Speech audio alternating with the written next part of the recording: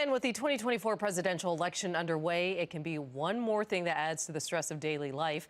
To discuss these stressors and to give us tips on how to manage it is Dr. Bryant Laquanan, a board-certified clinical psychologist and cognitive behavioral therapist. Brian, thank you so much for joining us. Thank you for having me. Good evening.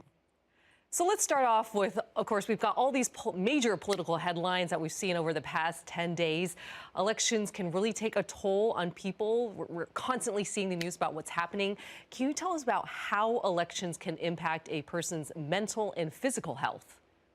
Great question. And absolutely. And been having this discussion a lot with my clients. And one thing I tell a lot of people when I'm working with clients is to how we reframe the election process. I think we've geared away from that in many ways.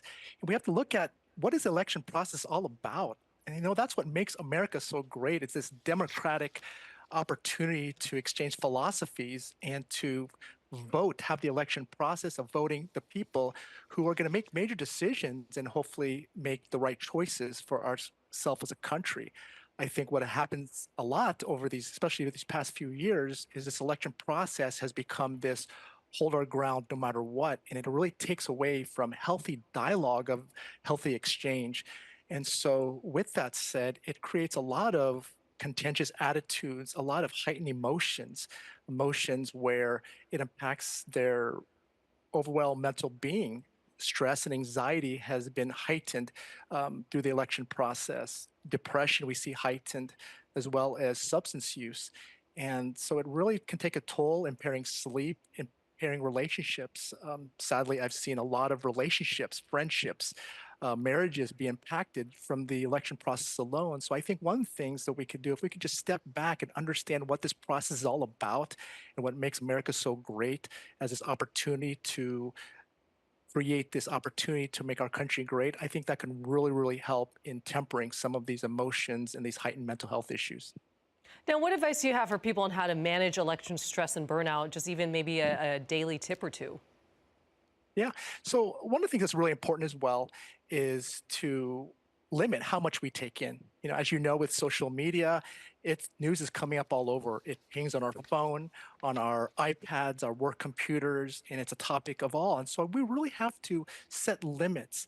Know when's the right time to have these discussions. Maybe limit during dinner time. This is probably family time, not maybe the best place to have these political discussions. Not have the TV blaring in the background.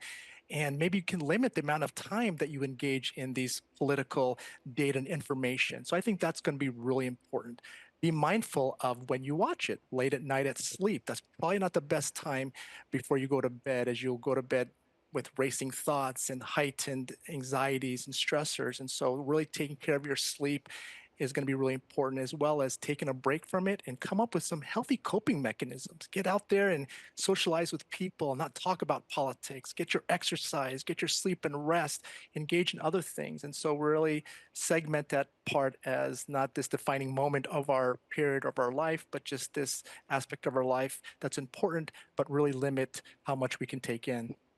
And one more question before we let you go. For parents, let's say, whose teens are first-time voters and maybe they're asking about the election, they're worried or stressed out about it, what tip do you have for parents and their teens? Healthy discussion. Sit down with your children and teens, because they are hearing it at school, they are hearing it at the home, and we can't just assume that they are naive or oblivious. I mean, these are our future voters and leaders of our nation. And so sit down and talk to them about it and hear what they have to say and how they feel about certain things. But I think we sometimes just assume that they're young, they don't understand politics, and we're really depriving an opportunity for them to have growth and think and manage their emotions. All right, Dr. Brian Laquanan, board-certified clinical psychologist and cognitive behavioral therapist. Thank you so much for joining us.